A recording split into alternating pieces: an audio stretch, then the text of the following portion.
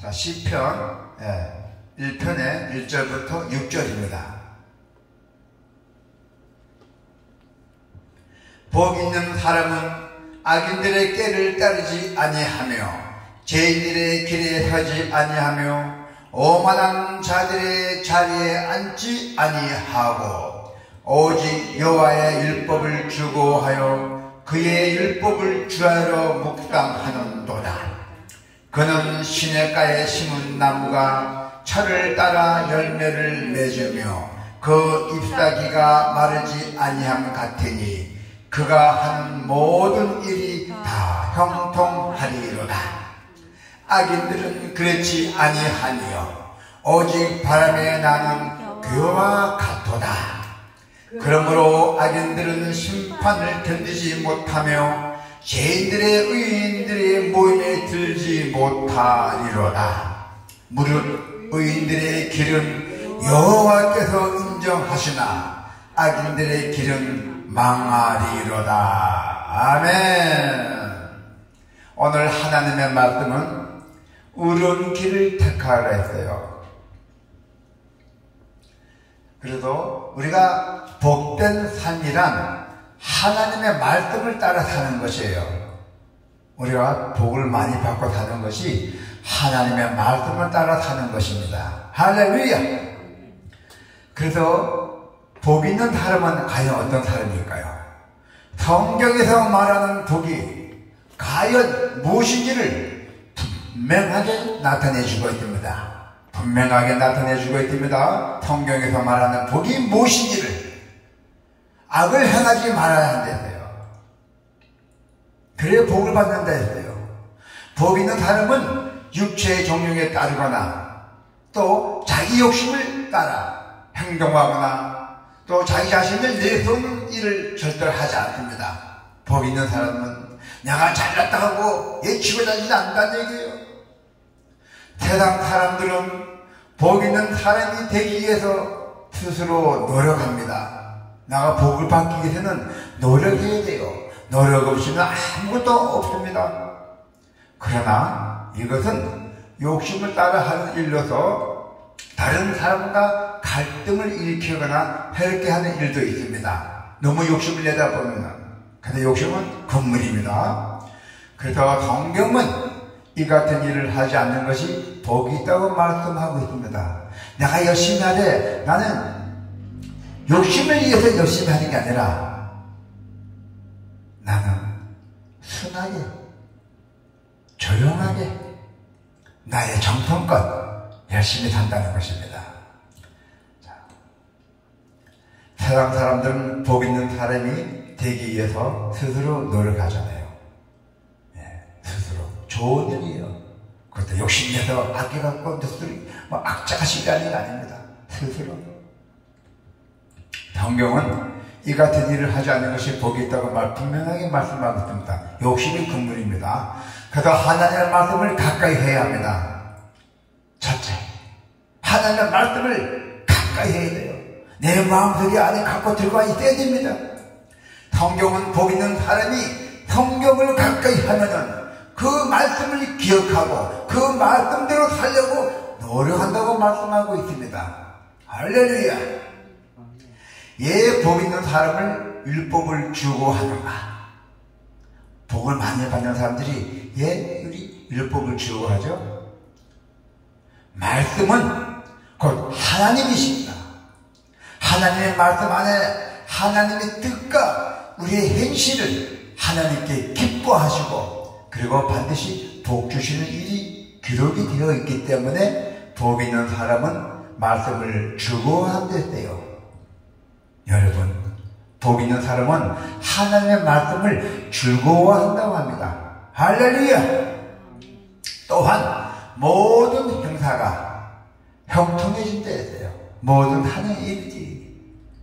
형통하다는 것은 모든 것이 뜻대로 잘 된다는 것입니다. 순리대로 어거지로 되는 것이 아닙니다.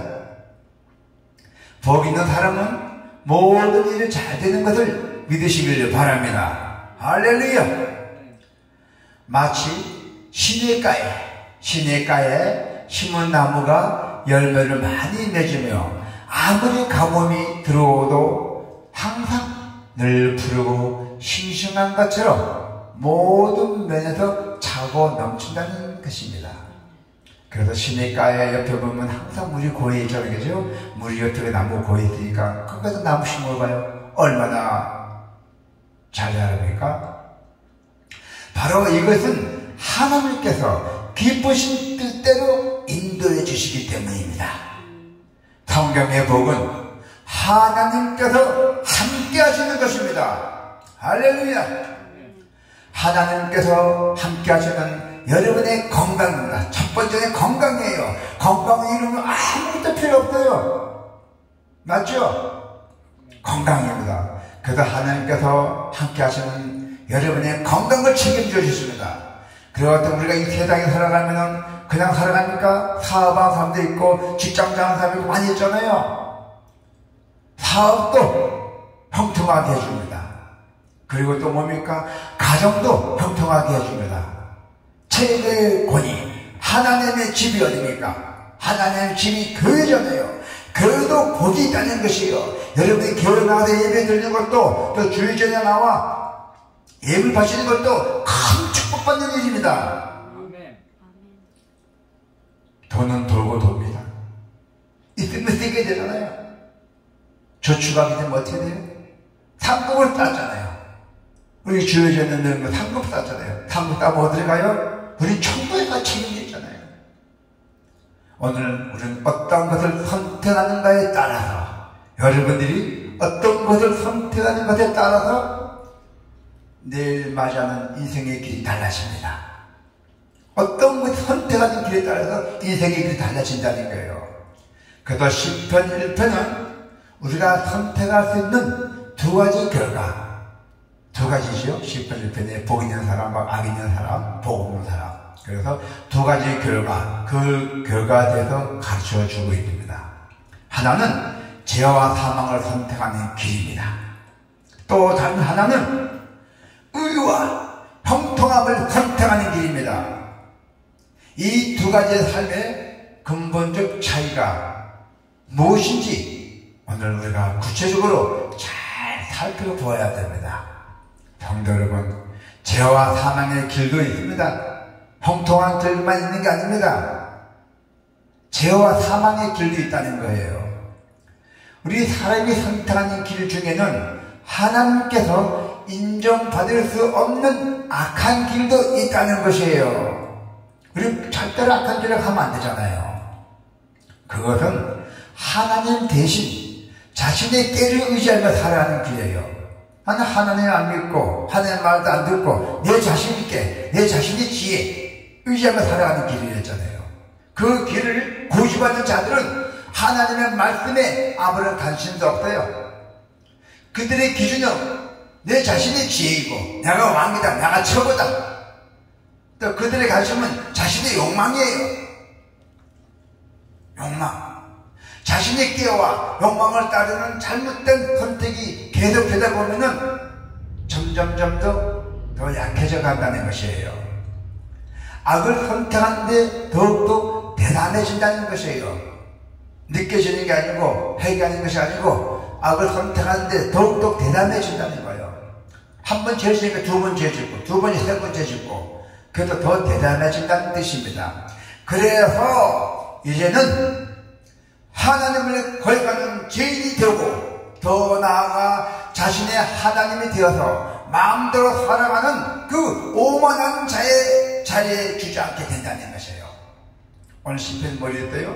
우리가 복 있는 사람은 악인들의 길을 따르지 아니하며 죄인들의 길에 서지 아니하며 오만한 자들의 자리에 앉지 아니하고.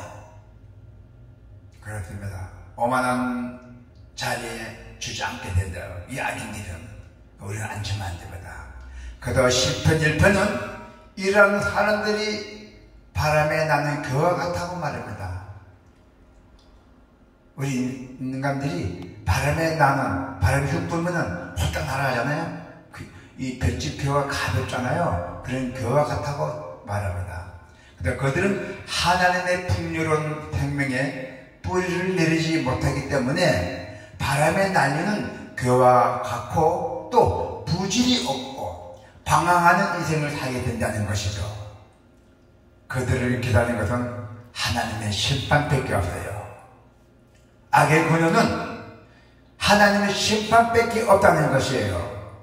그렇다면 악으로 향하려는 의지를 어떻게 다스릴 수가 있을까요? 무엇보다도 어려운 사람들과 함께 해야 돼요. 어려운 사람들. 누굴 만남에 따라서 사람이 자기 인생이 바뀌어진다잖아요. 좋은 친구 만나면 좋게 되는 거고 나쁜 친구 만나면 나쁘게 돼요. 그래서 무엇보다도 어려운 사람들끼리 함께 해야 된다는 것이에요. 좋은 사람끼리 만나야 된다는 얘기입니다. 사람은 자신과 가까이 있는 사람의 영향을 피할 수는 없죠.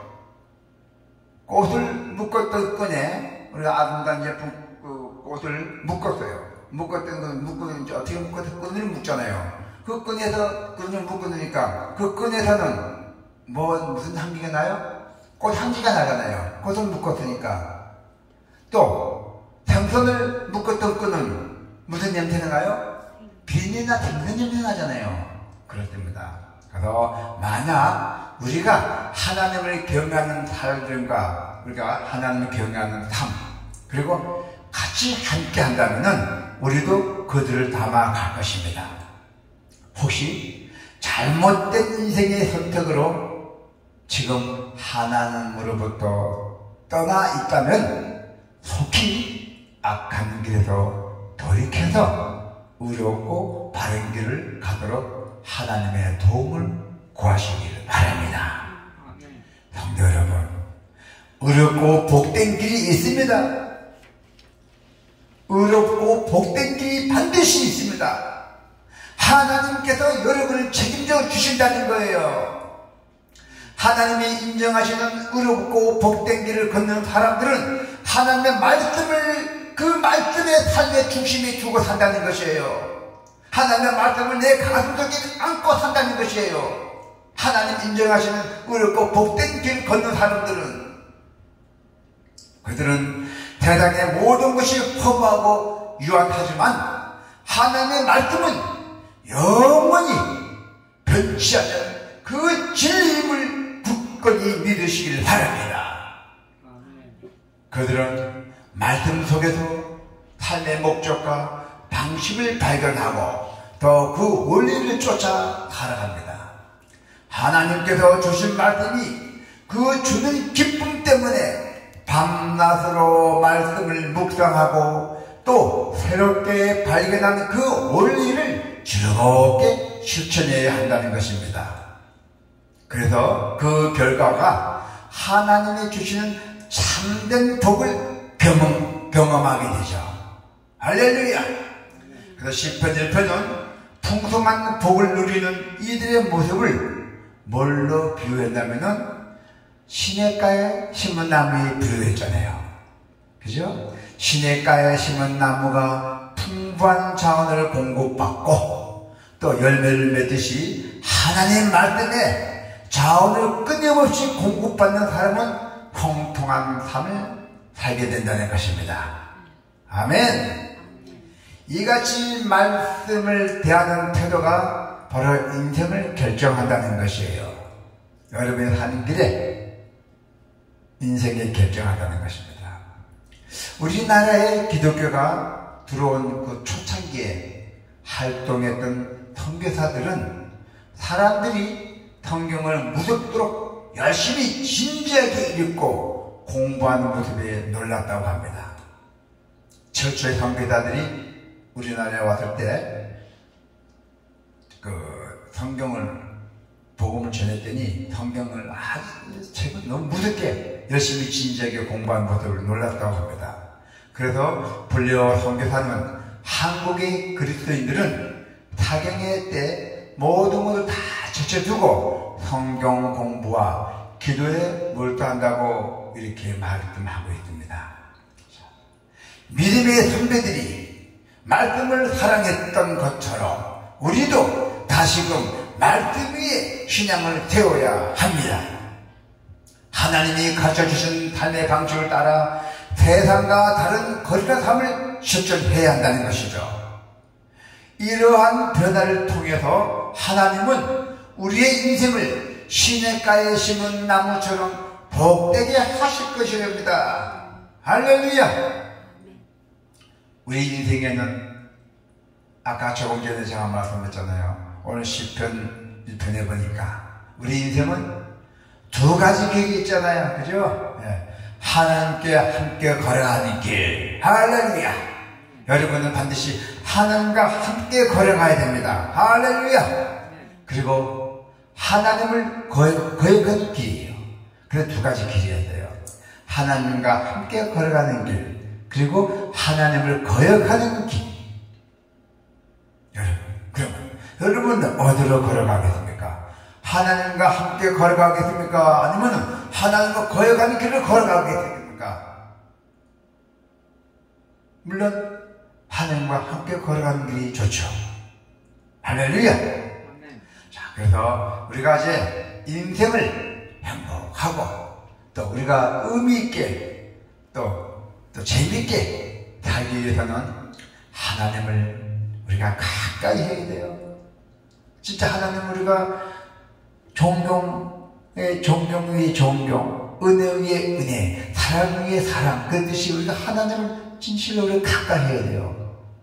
무슨 일을 하든 간에 항상 하나님을, 나는 하나님의 자녀다, 이런 마음 갖고 하나님과 가까이 하며 여러분이 살아가는 길을 걸어야 한다는 것입니다. 할렐루야.